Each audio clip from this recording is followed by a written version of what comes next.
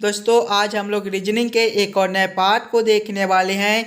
ये रीजनिंग का part number आपका 173 होने वाला है। अगर आप लोग इससे पहले वाले पार्ट नहीं देखे होंगे तो ज़रूर जाकर देख लीजिएगा। इस पार्ट के अंदर आज हम लोग रीजनिंग के 15 अलग अलग प्रकार के अलग अलग पार्ट से इम्पोर्टेंट प्रश्न को लिए हैं, जो कि आपको आने वाले आगामी सभी परीक्षाओं के लिए काफ़ी महत्वपूर्ण होने वाला है। तो सभी प्रश्न को पहले आप लोग खुद से जरूर सॉल्व करने की कोशिश कीजिएगा और आप लोग हमारे साथ अंत तक जरूर बने रहिएगा। चलिए हम लोग एक नंबर क्वेश्चन की ओर चलते हैं। ये रहा क्वेश्चन नंबर 1। क्वेश्चन नंबर 1 आपको करा है नीचे दिए गए प्रश्न में संबंधित संख्या को चुनिए। संबंधित संख्या चुनने के लिए बोला जा रहा है। ये जो प्रश्न है ये आपका नंबर एनालॉजी रीजनिंग का प्रश्न है। प्रश्न आपको कह रहा है जिस प्रकार से 2237 का संबंध 84 के साथ है, उसी प्रकार से आप लोगों से पूछ रहा है 3642 का संबंध कौन सा संख्या के साथ होगा, जो इस वाले क्वेश्चन मार्क पे भरे जाएंगे। जब भी आपको इस प्रकार के नंबर एनालॉजी रीजनिंग का प्रश्न देखने को मिले तो सबसे पहले आप लोग ये समझने की कोशिश कीजिएगा हम लोग 2237 को क्या करेंगे ताकि हमारा 84 बन जाए। 2237 से हम लोग 84 किस प्रकार से ला सकते हैं, उसी प्रकार से हम लोग सोचेंगे 3642 से हमारा कौन सा संख्या बनेगा जो इस वाले क्वेश्चन मार्क पे भरे जाएंगे। देखिए पहले हमें 2237 से 84 लाना है। 2237 से हम लोग 84 किस प्रकार से ला सकते हैं। अगर 2237 के सभी संख्याओं को हम लोग आपस में गुना कर ले, यानी कि 2237 जो है ये आपका 2 2 3 7 से मिलकर बनता है। सभी संख्याओं को आपस में गुना करेंगे तो 2 गुना 2 जो है ये आपका 4 होता है, 4 गुना 3 आपका 12 होता है और 12 गुना 7 जो है ये आपका 84 होता है। देखिए 84 आपका यहाँ पर दिया गया है, वही सेम हम लोग आगे 3642 के साथ करेंगे।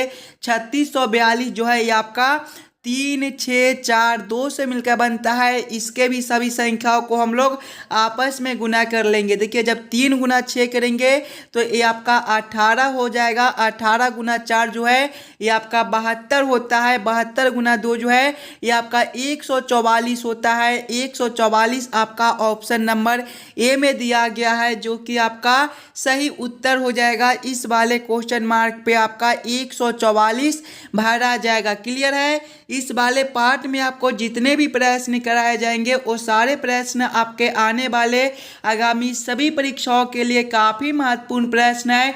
अलग अलग पार्ट से सभी प्रश्न लिया गया है, तो सभी प्रश्न को पहले आप लोग खुद से जरूर सॉल्व करने की कोशिश कीजिएगा। चलिए अगले प्रश्न की ओर हम लोग चलेंगे, क्वेश्चन नंबर 2 की ओर।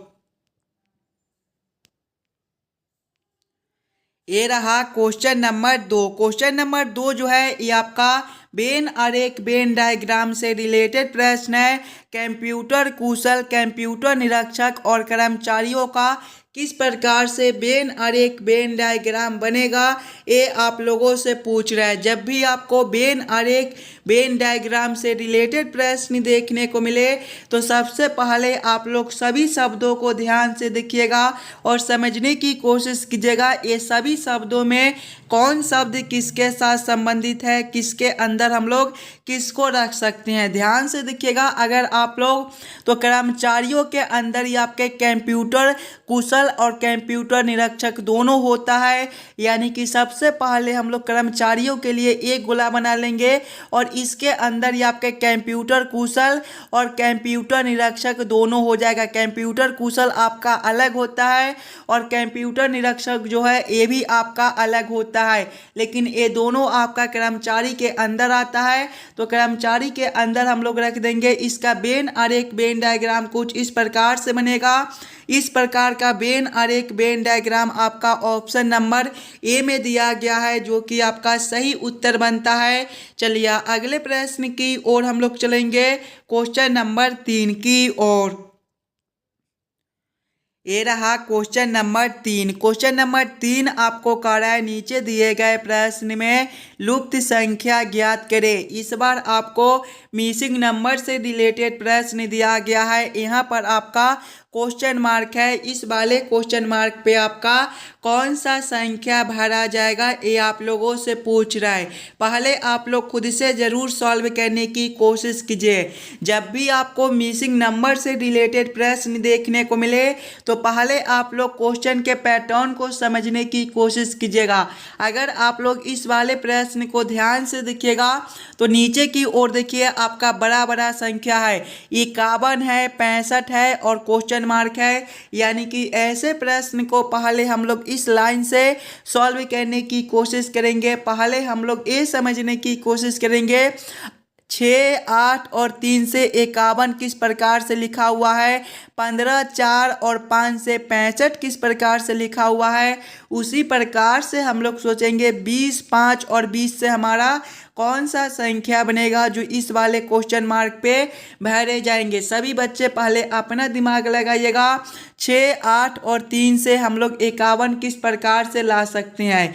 अगर हम लोग पहले पहला संख्या गुना करेंगे दूसरा संख्या, पहला संख्या आपका 6 है, दूसरा संख्या 8 है। 6 गुना 8 जो है ये आपका 48 होता है और प्लस करते हैं अगर हम लोग तीसरा संख्या तो देखिए तीसरा संख्या आपका 3 है और 48 प्लस 3 जो है ये आपका 51 होता है। 51 आपका नीचे दिया गया है। वही सेम हम लोग इस वाले लाइन में भी करेंगे। सबसे पहले पहला संख्या गुना करेंगे दूसरा संख्या, पहला संख्या आपका 15 है, दूसरा संख्या 4 है। 15 गुना 4 जो है ये आपका 60 होता है। प्लस करेंगे हम लोग तीसरा संख्या 5 है, 60 प्लस 5 जो है ये आपका 65 होता है। देखिए नीचे आपका 65 दिया गया है। यानी कि इसी प्रकार से इस वाले प्रश्न को हम लोग सॉल्व कर सकते हैं। तो वही सेम हम लोग इस वाले लाइन में भी करेंगे। सबसे पहले पहला संख्या गुना करेंगे दूसरा संख्या, पहला संख्या 20 है, गुना करेंगे दूसरा संख्या 5 है। 20 गुना 5 जो है ये आपका 100 होता है। प्लस करेंगे तीसरा संख्या आपका 20 है। 100 प्लस 20 जो है ये आपका 120 हो जाएगा। 120 आपका ऑप्शन नंबर सी में दिया गया है जो कि आपका सही उत्तर बनता है। इस वाले क्वेश्चन मार्क पे आप लोग 120 भर दीजिएगा। चलिए अगले प्रश्न की ओर हम लोग चलेंगे, क्वेश्चन नंबर 4 की ओर। ये रहा क्वेश्चन नंबर 4। क्वेश्चन नंबर 4 आपको कह रहा है कार्तिक ने पूर्व दिशा में 3 किलोमीटर यात्रा की, फिर वह दाईं ओर मुड़ा और 4 किलोमीटर चला। वह उस बिंदु से कितना दूर है जहां से उसने यात्रा आरंभ की थी।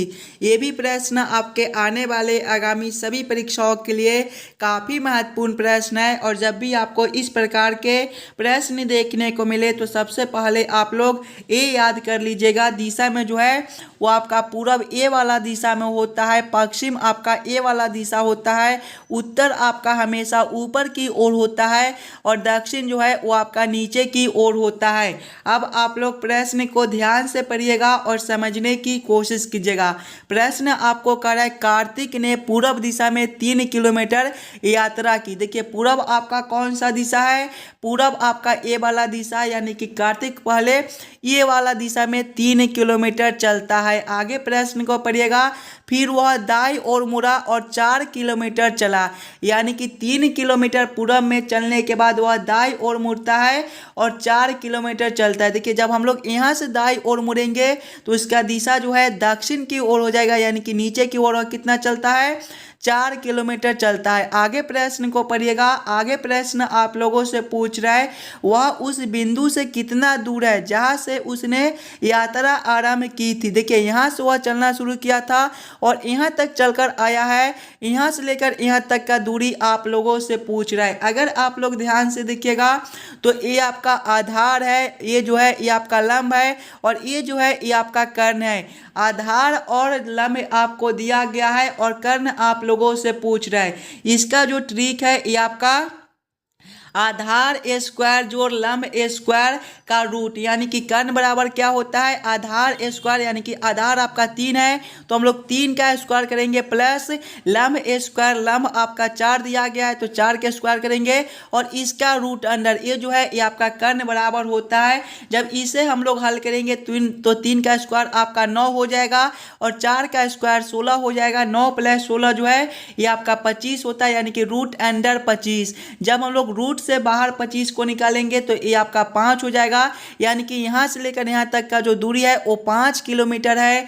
5 किलोमीटर आपका ऑप्शन नंबर डी में दिया गया है, जो कि आपका सही उत्तर बनता है। चलिए अगले प्रश्न की ओर हम लोग चलेंगे, क्वेश्चन नंबर 5 की ओर। ये रहा क्वेश्चन नंबर 5। क्वेश्चन नंबर 5 आपको कर रहा है, नीचे दिए गए प्रश्न में संबंधित शब्द को चुनिए। इस बार आपको संबंधित शब्द चुनने के लिए बोला जा रहा है। प्रश्न आपको कर रहा है, जिस प्रकार से चिकित्सक का संबंध रोगी के साथ है, उसी प्रकार से आप लोगों से पूछ रहा है शिक्षक का संबंध कौन सा शब्द के साथ होगा, जो इस वाले क्वेश्चन मार्क पे भरे जाएंगे। सबसे पहले आप लोग ये समझने की कोशिश कीजिएगा चिकित्सक से रोगी किस प्रकार से संबंधित है, चिकित्सक से रोगी किस प्रकार से लिखा हुआ है, उसी प्रकार से आप लोग सोचेगा शिक्षक से आपका कौन सा शब्द बनेगा जो इस वाले क्वेश्चन मार्क पे भरे जाएंगे। देखिए जिस प्रकार से चिकित्सक जो है वो रोगी को उपचार करता है, उसी प्रकार से शिक्षक जो है विद्यार्थी को पढ़ाता है, यानी कि इस वाले क्वेश्चन मार्क पे आपका विद्यार्थी भरा जाएगा। विद्यार्थी आपका कौन सा ऑप्शन में दिया गया है, विद्यार्थी आपका ऑप्शन नंबर बी में दिया गया है, जो कि आपका सही उत्तर हो जाएगा। चलिए अगले प्रश्न की ओर हम लोग चलेंगे, क्वेश्चन नंबर 6 की ओर। हाँ क्वेश्चन नंबर 6। क्वेश्चन नंबर 6 आपको कर रहा है, नीचे दिए गए प्रश्न आकृति का दर्पण छवि चुनिए। यहाँ पर आपका एक प्रश्न आकृति दिया गया है, कुछ इस प्रकार का आपका प्रश्न आकृति है और प्रश्न आप लोगों से पूछ रहा है इस वाले प्रश्न आकृति का किस प्रकार से दर्पण प्रतिबिंब बनेगा। इस प्रकार के भी प्रश्न आपको बार बार एग्जाम में पूछे जाते हैं, तो पहले आप लोग खुद से ज़रूर सॉल्व करने की कोशिश कीजिएगा। अगर आप लोग ध्यान से देखिएगा तो देखिए दर्पण जो है ये आपके कुछ इस प्रकार से दिए गए हैं। जब भी आपको इस प्रकार से दर्पण देखने को मिले तो प्रश्न आकृति जो है वो आपका ऊपर वाला नीचे और नीचे वाला जो है वो आपका ऊपर चला जाता है। यानी कि जब हम लोग इस वाले प्रश्न आकृति को इस प्रकार से उल्टेंगे तो आपका किस प्रकार का आकृति बनेगा। ये जो आपका ऊपर वाला आकृति दिया गया है ये आपका उलटने के बाद अब नीचे हो जाएगा कुछ इस प्रकार से। देखिएगा ये आपका अब कुछ इस प्रकार से आकृति बनेगा। आगे देखिएगा ये जो आपका बीच वाला आकृति दिया गया है ये आपके उलटने के बाद अब यहाँ पर हो जाएगा कुछ इस प्रकार से। देखिएगा ये जो है ये आपका कुछ इस प्रकार से बनेगा। आगे देखिएगा अगर आप लोग इससे आगे देखिएगा तो ये जो आपका नीचे वाला आकृति दिया गया है ये आपका ऊपर हो जाएगा और ये जो है ये आपका अब कुछ इस प्रकार से बनेगा। ये जो है ये आपका कुछ इस प्रकार से बनेगा। इस प्रकार का उत्तर आकृति आपका कौन सा ऑप्शन में दिया गया है, ध्यान से देखिएगा तो ये आपका ऑप्शन नंबर बी में दिया गया है। यानी कि इस वाले प्रश्न आकृति का आपका ऑप्शन नंबर बी जो है सही उत्तर बनता है। चलिए अगले प्रश्न की ओर हम लोग चलेंगे, क्वेश्चन नंबर 7 की ओर। ये रहा क्वेश्चन नंबर 7। क्वेश्चन नंबर 7 आपको कर रहा है, नीचे दिए गए शब्दों के अक्षरों के प्रयोग करके कौन सा शब्द नहीं बनाया जा सकता है। यहाँ पर देखिएगा आपका फंडामेंटली लिखा हुआ है, इसके सभी अक्षर को आप लोग पहले ध्यान से देखिएगा और समझने की कोशिश कीजिएगा फंडामेंटली में आपका कौन कौन अक्षर दिया गया है और इसके अक्षर से ये चारों ऑप्शन में से कौन सा ऑप्शन नहीं बनाया जा सकता है। यानी कि फंडामेंटली के अलावा कौन सा ऐसा अक्षर है जो ये चारों ऑप्शन में यूज किया गया है। अगर आप लोग ध्यान से देखिएगा ऑप्शन ए में आपका संडे दिया गया है, संडे में जो है आपका एस का प्रयोग किया गया है, जबकि फंडामेंटली में आपका एस कहीं पर भी नहीं दिया गया है। यानी कि फंडामेंटली के जो अक्षर से है आपका संडे नहीं बनाया जा सकता। यानी कि क्वेश्चन नंबर 7 का जो है ऑप्शन नंबर ए आपका सही उत्तर हो जाएगा। चलिए अगले प्रश्न की ओर हम लोग चलेंगे, क्वेश्चन नंबर 8 की ओर। ये रहा क्वेश्चन नंबर 8। क्वेश्चन नंबर 8 आपको कह रहा है, नीचे दिए गए श्रृंखला को पूरा करें। इस बार आपको श्रृंखला सीरीज से रिलेटेड प्रश्न दिया गया है, एक श्रृंखला सीरीज दिया गया है और यहाँ पर क्वेश्चन मार्क है। इस वाले क्वेश्चन मार्क पे आपका कौन सा संख्या भरा जाएगा ये आप लोगों से पूछ रहा है। ये भी प्रश्न आपके लिए काफ़ी महत्वपूर्ण प्रश्न है, तो पहले आप लोग ज़रूर खुद से सॉल्व करने की कोशिश कीजिएगा। सबसे पहले आप लोग श्रृंखला को ध्यान से देखिएगा। देखिए पहले आपका 19 दिया गया है, 19 के आगे आपका 38 दिया गया है। 38 के आगे आपका क्वेश्चन मार्क है। क्वेश्चन मार्क के आगे देखिएगा तो आपका 228 है। 228 के आगे आपका 684 है और इसके आगे आपका 1368 दिया गया है। सबसे पहले आप लोग श्रृंखला को ध्यान से देखिएगा और समझने की कोशिश कीजिएगा आपका किस प्रकार का श्रृंखला सीरीज दिया गया है, इसे हम लोग कैसे जल्द से जल्द सॉल्व कर सकते हैं। अगर आप लोग ध्यान से देखिएगा तो ये जो श्रृंखला है ये आपका ऊपर की ओर बढ़ रहा है और देखिएगा 19 से 38 है, यानी कि 2 गुना है। 19 से 38 है, 2 गुना है। आगे देखिएगा तो आपका क्वेश्चन मार्क है। क्वेश्चन मार्क से अगर आप लोग आगे देखिएगा तो 228 से आपका 684 दिया गया है। यहाँ पर आपका गुना 3 है। आगे देखिएगा 684 से आपका 1368 है। यहाँ पर आपका फिर से गुना 2 है, यानी कि ध्यान से देखिएगा तो गुना 3 गुना 2, यानी कि एक बार गुना 2 करता है तो एक बार गुना 3 करता है। यहाँ पर आपका गुना 2 है तो अगला जो है ये आपका गुना 3 हो जाएगा और 30 गुना 3 आपका कितना हो जाएगा, और 30 गुना 3 जो है ये आपका 114 बनता है।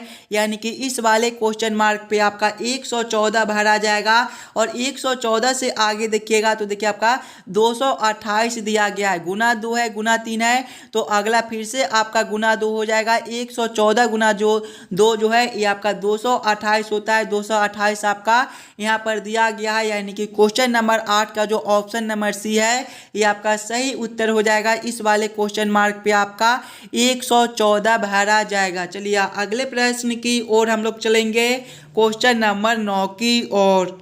ये रहा क्वेश्चन नंबर 9। क्वेश्चन नंबर 9 आपको कह रहा है यदि जोड़ का अर्थ है भाग कौमा घटाव का अर्थ है गुना कौमा गुना का अर्थ है जोड़ कौमा भाग का अर्थ है घटाव, तो 45 जोड़ 9 घटाव 3 गुना 15 भगा 2 का मान क्या होगा, ये आप लोगों से पूछ रहा है। सबसे पहले आप लोग प्रश्न को ध्यान से पढ़िएगा और समझने की कोशिश कीजिएगा। देखिए यहाँ पर आपको बोला जा रहा है कि जोड़ का जो अर्थ है वो भाग है, यानी कि इस वाले समीकरण में जहाँ पर आपका जोड़ दिया गया है वहाँ पर हम लोग भाग को रखेंगे। घटाव का अर्थ जो है वो गुना है, यानी कि घटाव के जगह पे हम लोग गुना को रखेंगे। गुना का अर्थ जो है वो जोड़ है, गुना के जगह पे जोड़ को रखेंगे। और भाग का जो अर्थ है वो घटाव दिया गया है, यानी कि भाग के जगह पे घटाव को रखकर इस वाले समीकरण को हम लोग हल कर लेंगे। सबसे पहले देखिएगा 45 जोड़ 9 है, जोड़ का अर्थ आपका क्या है, भाग है, यानी कि यहाँ पर आपका भागा 9 हो जाएगा। उसके बाद घटाव है, घटाव का अर्थ गुना दिया गया है, यानी कि यहाँ पर आपका गुना 3 हो जाएगा। उसके बाद गुना है, गुना का अर्थ आपका जोड़ है, यानी कि यहाँ पर आपका जोड़ 15 हो जाएगा। उसके बाद भाग है, भाग का अर्थ जो है वो आपका घटाव है, यानी कि यहाँ पर आपका घटाव 2 हो जाएगा। देखिए जब हम लोग 45 भागा 9 करेंगे तो ये आपका 5 हो जाएगा। 5 गुना 3 करेंगे, जोड़ करेंगे 13 घटाव 2 जो है 15 घटाव 2 जो है ये आपका 13 होता है। आगे देखिएगा 5 गुना 3 आपका 15 हो जाएगा। 15 जोड़ 13 ये आपका 28 बनता है। 28 आपका ऑप्शन नंबर डी में दिया गया है, जो कि आपका सही उत्तर हो जाएगा। चलिए अगले प्रश्न की ओर हम लोग चलेंगे, क्वेश्चन नंबर 10 की ओर। ये रहा क्वेश्चन नंबर 10। क्वेश्चन नंबर 10 आपको कह रहा है नीचे दिए गए प्रश्न में विषम संख्या को पहचान करें। जब भी आपको विषम संख्या चुनने के लिए बोले तो सबसे पहले आप लोग चारों ऑप्शन को ध्यान से देखिएगा और समझने की कोशिश कीजिएगा। ये चारों ऑप्शन में आपका सबसे अलग ऑप्शन कौन सा दिया गया है। देखिए ऑप्शन ए में आपका 1876 है, ऑप्शन बी में आपका 1984 है, ऑप्शन सी में आपका 2024 है और ऑप्शन डी में आपका 2014 दिया गया है। अगर आप लोग ध्यान से देखिएगा तो 1876, 1984 और 2024 में जो है इसमें आपका 4 से पूरा भाग लगता है, जबकि 2014 में आपका 4 से पूरा भाग नहीं लगता है, यानी कि ए ऑप्शन आपका सबसे अलग दिया गया है। तो क्वेश्चन नंबर 10 का जो है आपका ऑप्शन नंबर डी सही उत्तर हो जाएगा। चलिए अगले प्रश्न की ओर हम लोग चलेंगे, क्वेश्चन नंबर 11 की ओर। ये रहा क्वेश्चन नंबर 11। क्वेश्चन नंबर 11 जो है ये आपका कथन निष्कर्ष से रिलेटेड प्रश्न है और कुछ इस प्रकार के भी प्रश्न आपको बार बार एग्जाम में पूछे जाते हैं। तो पहले आप लोग खुद से जरूर सॉल्व करने की कोशिश कीजिएगा। सबसे पहले आप लोग कथन को ध्यान से पढ़िएगा और इस वाले कथन को आप लोग वेन आरेख वेन डायग्राम पर सेट कर लीजिएगा ताकि प्रश्न को सॉल्व करने में आपको आसानी हो। देखिए कथन एक आपको कह रहा है सभी अंगूर हरे हैं। इसका वेन आरेख वेन डायग्राम आपका किस प्रकार से बनेगा, सभी अंगूर हरे हैं, यानी कि हरे के अंदर जो है वो आपका अंगूर हो जाएगा। ये जो है ये आपका अंगूर हो जाएगा। यहाँ पर आप लोग अंगूर लिख लीजिएगा ताकि आपको समझने में कोई दिक्कत ना हो। ये आपका क्या है, अंगूर हो जाएगा और सभी अंगूर क्या है, हरे है, यानी कि ये जो है ये आपका हरा हो जाएगा। यहाँ पर आप लोग हरा भी लिख लीजिएगा ताकि आपको समझने में कोई दिक्कत ना हो। आगे आप लोग कथन को पढ़िएगा। कथन दो आपको कह रहा है कुछ हरे सख्त है। कुछ हरे क्या है, सख्त है, यानी कि ये जो है ये आपके सख्त हो जाएंगे। कुछ हरे जो है वो आपके सख्त है। यहाँ पर आप लोग सख्त भी लिख लीजिएगा ताकि आपको समझने में कोई दिक्कत ना हो। अब आप लोग इस वाले वेन आरेख वेन डायग्राम के आधार पर निष्कर्ष को सही या फिर गलत कीजिएगा। देखिए निष्कर्ष एक आपको कह रहा है कुछ हरे अंगूर है। ध्यान से देखिएगा, तो हरे के अंदर ही आपका अंगूर दिया गया है, यानी कि कुछ हरे जो है वो आपके अंगूर हो सकते हैं। ये जो निष्कर्ष है आपका सही बनता है। निष्कर्ष दो को देखिएगा तो कुछ सख्त अंगूर है। ध्यान से देखिएगा, आपका अंगूर यहाँ पर है और सख्त आपका यहाँ पर है। ये दोनों आपका अलग अलग दिया गया है, यानी कि कुछ सख्त अंगूर नहीं हो सकता है। ये निष्कर्ष आपका गलत बनता है। निष्कर्ष तीन को देखिएगा, कोई अंगूर सख्त नहीं है। ध्यान से देखिएगा, तो अंगूर और सख्त जो है आपस में जुड़े हुए हैं,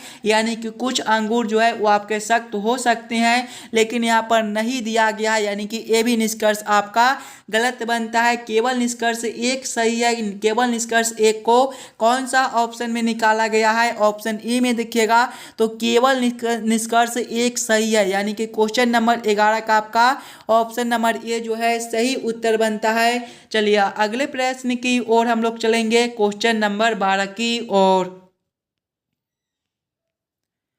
ये रहा क्वेश्चन नंबर 12। क्वेश्चन नंबर 12 आपको कह रहा है नीचे दिए गए प्रश्न आकृति को कौन सा उत्तर आकृति पूरा करेगा। यहाँ पर आपका एक प्रश्न आकृति दिया गया है और यहाँ पर क्वेश्चन मार्क है। इस वाले क्वेश्चन मार्क पे आपका कौन सा आकृति भरा जाएगा ये आप लोगों से पूछ रहा है।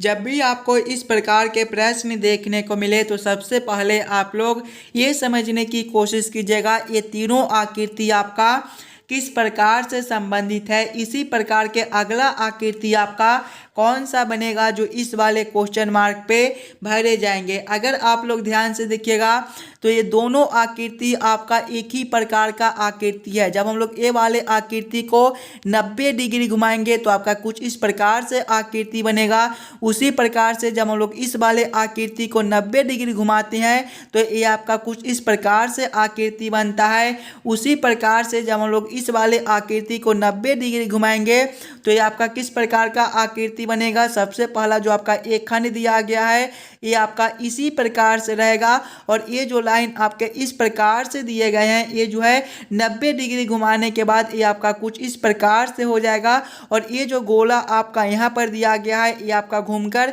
यहाँ पर आ जाएगा और ये जो बिंदु बीच में है ये आपका यहाँ पर हो जाएगा। इस प्रकार का उत्तर आकृति आपका कौन सा ऑप्शन में है, ऑप्शन नंबर सी। देखिए नीचे भी आपका यहाँ पर एक गोला है तो ये जो है ये आपका यहाँ पर हो जाएगा। इस प्रकार का उत्तर आकृति आपका ऑप्शन नंबर सी में दिया गया है जो कि आपका सही उत्तर बनता है। इस वाले क्वेश्चन मार्क पे आपका कुछ इस प्रकार का आकृति भरा जाएगा। चलिए अगले प्रश्न की ओर हम लोग चलेंगे, क्वेश्चन नंबर 13 की ओर।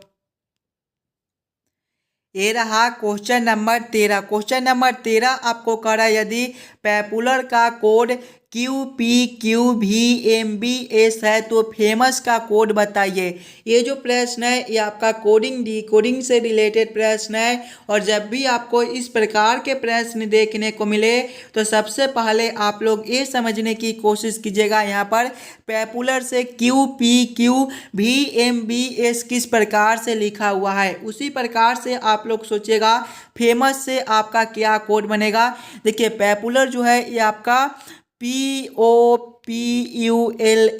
से मिलकर बनता है। इसका कोड देखिएगा तो इसका कोड जो है वो आपका QPQ, आगे देखिएगा तो आपका VMBS दिया गया है।